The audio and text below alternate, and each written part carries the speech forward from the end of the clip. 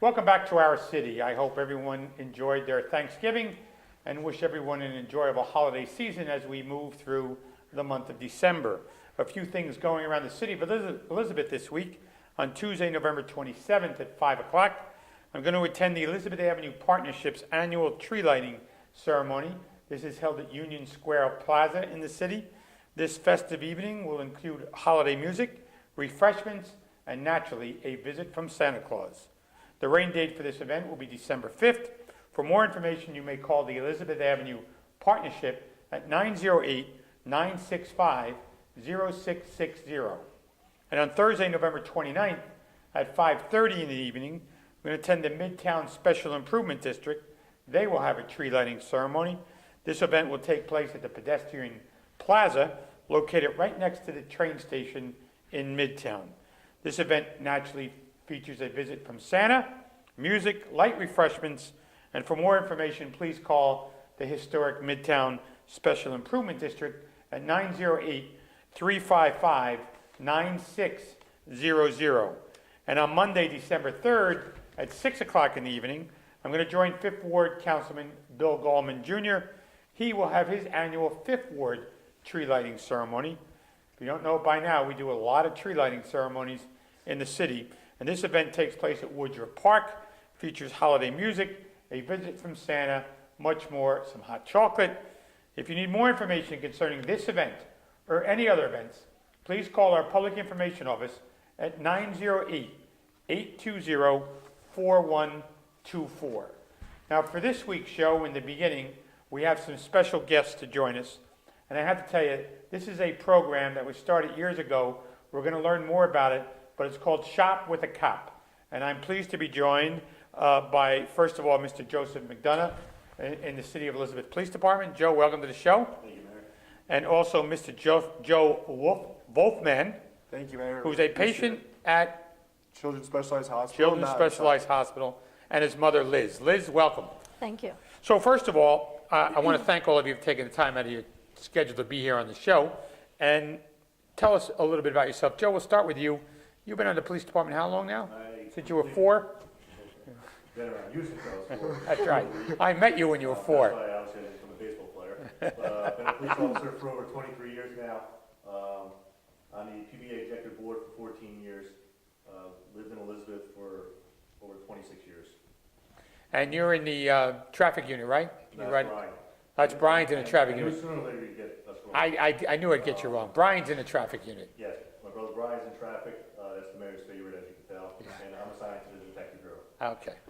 And Joe and Liz, you've been part of Shop with a Cop now for how many years? For 6 years, I believe, because when basically Friday Night Fever, which is the organization that does this with you guys, the minimum age requirement is 13, so I believe it was 6 years, and they've been the best 6 years of my life. It's been amazing, and really, really love this specific event. It's just undescribable, and we'll go into more detail, but yeah, it's really, really amazing to be able to finally go out there and do something, quote unquote, that's considered normal, right? Because for someone who's in my situation, for someone who's considered disabled, it's very hard for me to do the normal things that a teenager would do, but Shop with a Cop and Friday Night Fever really kind of try to break that stereotype and show that anything is possible. And it's really amazing. So thank you so much. Really appreciate Well, it. this is the cop's gig. I get a little supporting role. Liz, did you obviously were probably the one that found out about this, right? Through Children's Specialized Hospital. Tell us about that. Yes, so like Joe mentioned, this is a program that it's called Friday Night Fever, and each month all the kids meet. And for this particular event, the kids would not want to miss it. Everybody's looking forward to it. It is just such a success. I'm looking forward to it as well. So is Joe an inpatient?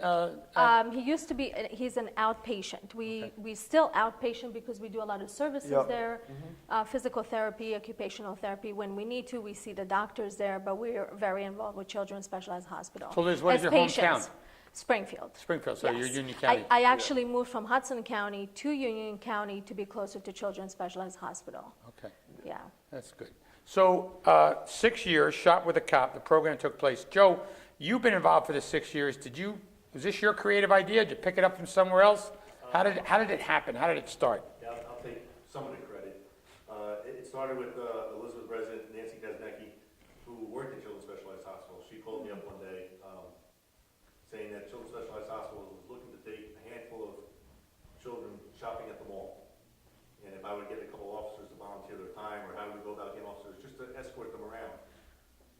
With that, I turned it into what it is today. Called up obviously a couple of good friends that are police officers. We all came in that Sunday and just put a complete different spin on it, where we donated gift cards to them to take them shopping. And then it became where, when the kids come, this is I think our 13th year. This is your 13th year doing the program. To Shop the Cop. Wow. And it started off with just a handful of children. Now there's got to be close to 30 to 35 at times. And we would just get the officers to volunteer to come out. We come in uniform, and we take the kids shopping. Their parents don't come with us, the staff members don't come with us unless needed.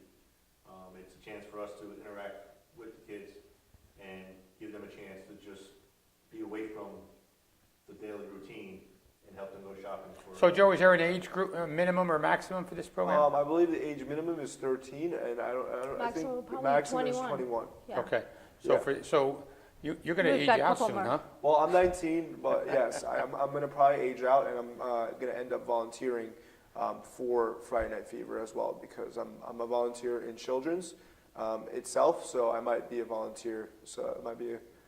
So Joe, you keep talking about this Friday Night Fever group. Yes. Tell please. us how this got started, and tell us a little bit more about Friday Night Fever. So Friday Night Fever is a group that takes.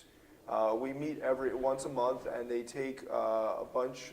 Maybe I would say how many kids? Well, it varies based It on varies. the It program. varies based on the program. But once a month, we go to somewhere. We do something Together.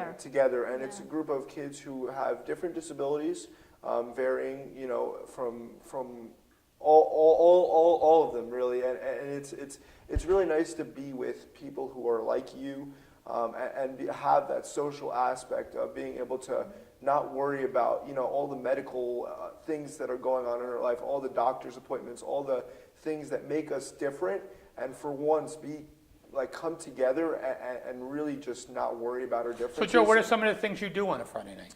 So I know, Shop with a Cop was one of them, and Probably your we favorite. and we have a graduation party that just had a graduation for all the kids that Aged out. and we go to different museums. I know we went to Madame Tussauds at some point. We did a camp, sleepaway Sleepover. camp thing, and there was a couple other ones. We went to a Halloween themed event, which was really nice. And it's just, they try to really surprise us almost, so we don't know until the last couple weeks or a week before, and I don't know, my mom doesn't really tell me until it's 2 days So before. are you aware of this ahead of time? Well, there is a minimal fee involved, so I have to be aware of that. Yeah. In order for him to participate, because I know that the expense and running a program in different settings is expensive. So as parents, we know that we have a fee that we have to pay, and then they surprise the kids. So every month is better until you reach December, which is the highlight probably of the whole It really year. is. So how has this program helped you in not only the relationships with your son, but overall with the social aspect that Joe's talking about? There must be some kind of feedback that you have personally as well. Well, for parents, it gives us respite. It gives us an opportunity to socialize with other parents while the kids are shopping. So even though we don't completely disappear, we're still worrying about the kids, and we want to make sure they're having a good time. But then we kind of go on the side and then interact. So the Friday Night Fever as well? Do the parents interact, or do you go with them? Yeah. Sometimes parents leave. Sometimes some parents decide to just mingle among themselves, and that's basically what we do. So what do you see from a parent's point of view, the reaction of the kids, not only in Shop with a Cop, but the Friday Night Fever? What's your reaction? Well, the highlight is obviously it's the Shop with the Cop, because they get a list of all the people they want to get a gift for. Usually it's the family, a sibling, or so forth, and they go and they shop till they drop. kind of thing. And then they bring it back, and then I believe you guys wrap it. Yeah, we wrap it, and even just to kind of. How do you do it rapping, Joe? Because I have a hard time. I don't. rapping, so- How I do you just hit- watch. Oh, yeah, We let good the for you. volunteers do Because it. I can't do that. Yeah, no, I can't do it. But I can say from my perspective, I do see, a lot of kids who, I just seeing other kids who are in, situations like myself and other kids who may be less fortunate, seeing them smile and seeing them laugh and be happy and not have to worry about all the different things and not be stressed out, not have to worry about people looking at them differently and feel comfortable because of all the police officers that are with us. I mean, it's like we're protected. It's, we're like, we feel I feel like, and I'm speaking kind of on behalf of everyone, but I feel like we feel like we're very, very important, and the fact that we have officers to be with us is like an amazing feeling because we don't get that on a regular basis, and Hopefully it's, not. and it's it really, really. You don't want to interact with cops Yeah, too that's much. what- that's what I'm No, saying. I mean, but no, it's really nice to see them smile and be happy and not have to worry about all the other negative things or whatever they're going on in their life. So Detective McDonough, is this a heavy lift to get other police officers involved? How do you find the reaction from police officers? I'll have officers even now start asking, when's the date, what's the times, what we're doing, and then it's not hard. They come back and we've grown relationships with a lot of these kids here, and over the years I've had learned the kids. You learn their different personalities, so you try to get an officer who has a certain personality, or one that's they're gonna have a good time. So you hooked up with this guy? No. No. I think Alex, yeah. Alex, oh, okay. That's probably a good fit, Yeah. knowing Alex, yeah. He rides out as well. Alex gotta try to catch him. Okay. We'll just match up the officers with the kids' personalities, and some of the officers will ask for the same kids over and over. A lot of the kids will show up and ask for the same officer. Am I with so-and-so? Absolutely. Thanks to the mall, Jersey Gardens, we can give these kids VIP treatment that day. Well, the mall stays closed too, right? You go there early? No, the mall's open regular hours? When the mall opens, if it opens at 10, we're off at 9:59. Oh, you are? We go right as soon as it opens. We take the kids shopping, they all come back. The volunteers for the wrapping, a lot of times it's the Staff. wives or the kids of officers, along with some of the hospital staff, they're there helping wrap. So it's a whole cop family thing that goes on. Then after that, then we meet by the tree, and we take a group photo. Santa comes out from his busy day, takes a picture with the kids. Someone gets Is this the same day as the Jingle Bell Run, or is it a different This day? is right after the Jingle Bell Run. Right. So some of us start the Jingle Bell Run first thing in the morning, 6 o'clock, setting up for the race. We either volunteer or participate in the Jingle Bell Run, run back to headquarters, take a quick shower, run back down there to then be with the kids. That's right, so, yeah, I know I'm out there for that. You're always Okay, there. yeah, we do the walk first. So, Joe, do you have any idea how many young people Children's Specialized Hospital? How many people are Yeah. involved in Friday Fever? How many kids totally they serve? Or No, I don't know. I would say in the hundreds, right? maybe. Yeah, I would say so. Because there's kids that don't show up, and but I do think I think it's a decent fair. Yeah, because years ago my brother was in a car accident. He rehabbed it, Children's Specialized Hospital, and the work they do is I phenomenal. mean, it's phenomenal, and they have a big, I guess, support system and network that can reach out to so many people. So yeah, it's a decent amount of kids. So this year the funds raised are going towards a chronic pain program. How will this benefit the current patients? They're doing what is it again? That's The for chronic Jingle pain Bell. program? The Jingle Bell Run, the proceeds, with the Jingle Bell Run, which I know you're gonna touch on later, that benefits the Children's Specialized Hospital, and they, been picking the pain program with that, and I know Detective Pasternak can definitely give you more details on that. He's going to be on the other show. Yes. I'm going to do that with him. So, Joe, you've been part of the hospital's Paralympics and Lightning Wheels competition. So I've been with Lightning Wheels, which is a Paralympic sport club from Children's Specialized, and I'm training for the Paralympics, which is outside. So of what does that children's. entail, Joe, training for the Paralympics? Training for the Paralympics means training 6 days a week and having a coach whip you into shape and send you workouts and work on your nutrition and things like that. But besides that, I think in tying it back to this event, right? Being able to realize that you have potential and be able to socialize and talk to officers and be able to be out and do things, that's what helped me get to the level of saying that I want to train for the Paralympics. I want to do marathons, and I've done three Miami marathons, one New Jersey marathon on a flat tire, and so that was Is a a lot of fun. marathon 26 miles? Yeah, 26.2 miles. It is. And yeah, it's a lot So of you've fun. done that in a wheelchair, 26 miles. I do it in a hand cycle, which is you lie on your back and it's all upper body and core. Really? Yeah, and I do about 20 miles a day minimum. So How long does that take you, Joe? What, to do 20 miles? My fastest time, I believe, was like an hour. So, but it's constant training. I mean, the top guys in the world right now do marathons in 55 minutes, which Wow. is crazy. I mean, the speeds and the amount of effort that goes into it. But, it's a lot. It's a lot of work, and I'm also going to Rutgers University, and so I'm studying full-time, training full-time, doing motivational You speaking. going to New Brunswick or no? Yes, New Brunswick.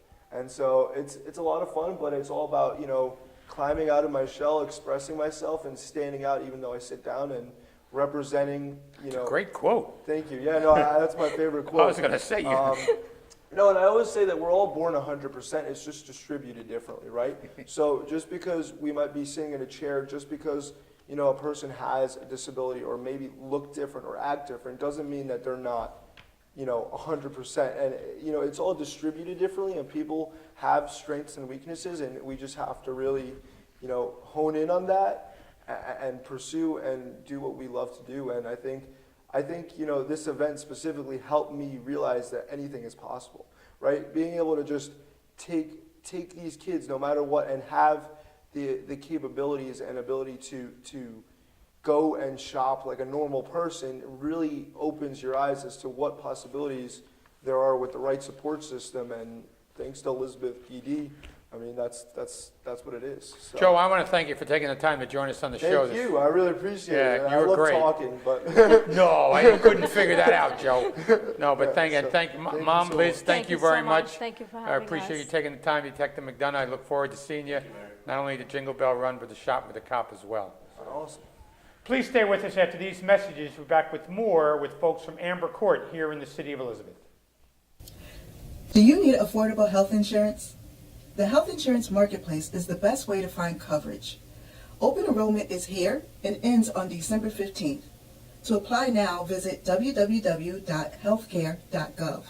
City of Elizabeth residents can call 908-820-4705 for more information on in-person assistance with a marketplace application. Welcome back to the second half of our city this evening. I'm pleased to be joined in the second half by Ms. Danila Sanches, who is the Director of Community Relations at Amber Court, and Ms. Claire Hakim, the Wellness Director at Amber Court. Ladies, welcome to the show. Welcome, a pleasure. Thank So, you. Danila, you want to start, or tell us a little bit about yourself, how long you've been in Amber Court, what Amber Court is? Sure, yeah. I've been with Amber Court for 11 months now. Oh, you're new. You're like a rookie. Yes. Sheena, which is the administrator now at Amber Court, she gave me the opportunity to work with her. She brought me from nursing home. So now I've been doing the marketing for the company and events and anything related to what I can do better for Amber Court. And Claire, as a Wellness Director, how long have you been there? Well, actually, there must have been a typo. I'm actually the executive vice president. Oh, well, I'm sorry about that. I That's okay. apologize. The notes No, are it's incorrect. fine. This way we got it straight. But I've been with Amber Court for 26 years. I started, I felt right from the get-go that I was in the right place doing the kind of work that I always was meant to do. I love working with the seniors and trying to help them. And so that's why I've been there that long. It continues to be so wonderful and a new adventure every day. So, Claire, do you work out of that office every day on East Church Street? Actually, we have 5 communities and a home health agency. The 4 of the communities are in New York, as well as the home health agency. But Elizabeth was a wonderful opportunity for us, which I'll talk about a little more later. But We were very excited to come to Elizabeth, and that's why we're here. So Danila mentioned nursing home and assisted living, and based on your 26 years of experience in the chain, what's the difference? Well, a nursing home, just to start that way, is a clinical environment. There's nursing stations on every floor. You can feel it's sort of like a step-down hospital today. Whereas assisted living is really a residential option.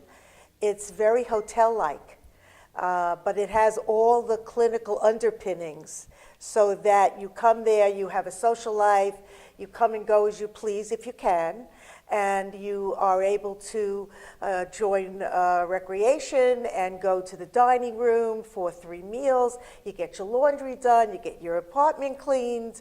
They also provide personal care if you need it, but it's all in this like hotel-like setting. And so, of course, that's a major difference from a nursing home. And Danila, tell us about the Amber Court of Elizabeth's community and your role. You know a little bit of the history, or tell us about how you're there, what you're doing. My role there is to make sure that I bring new people to live there, which they have to be over 65 years old. And most of the time, I guide them to get Medicaid and to get through the process to come in to live at Amber Court. Okay. And Claire, tell us about the history of Amber Court and Elizabeth. Well, How did it begin? going back to 1968, Mr. and Mrs. Schoenberger, Alfred and Judith Schoenberger, who are the owners and operators of the Amber Courts, they're Holocaust survivors. And when they came to the United States, they felt very driven to help the elderly. They lost their grandparents and many other of their relatives, and so they were profoundly affected by wanting to help the elderly. And so they did have their first assisted living back in 1968, and have had several others, and then it kept expanding till we had 4 in New York, and a home health agency. But interestingly, in New Jersey, most assisted living are private pay only. And our mission has always been, of course, we'll accept people that are private pay, but we like to help the indigent, the people that can't afford those fancy adult homes. And so that's our specialty. And when we were able to, we found a building here in downtown Elizabeth, and that wasn't being managed well, and there was a really good opportunity to come into downtown Elizabeth and be able to provide that Medicaid-funded assisted living. I just want to add, we do gladly accept people that can pay, and we do have many people that do that. But at the same time, there's no restrictions to someone who's on Medicaid. They can come in right from the beginning and live in this hotel-like environment where all their medical care needs are taken care of. So what's the population there? Is it full? We're close. I think we only have 5 beds left right now. 5? But Yeah. yes, but there's always that attrition because we're dealing with elderly people. So, so it moves along more quickly where there may be an open bed. But So Danila, part of your job is to fill those 5? Yes. Do events with the community, make sure they are having what they're supposed to, a quality of life too. So what do you think is special about the Elizabeth community? Well, our focus here is also the Hispanic population.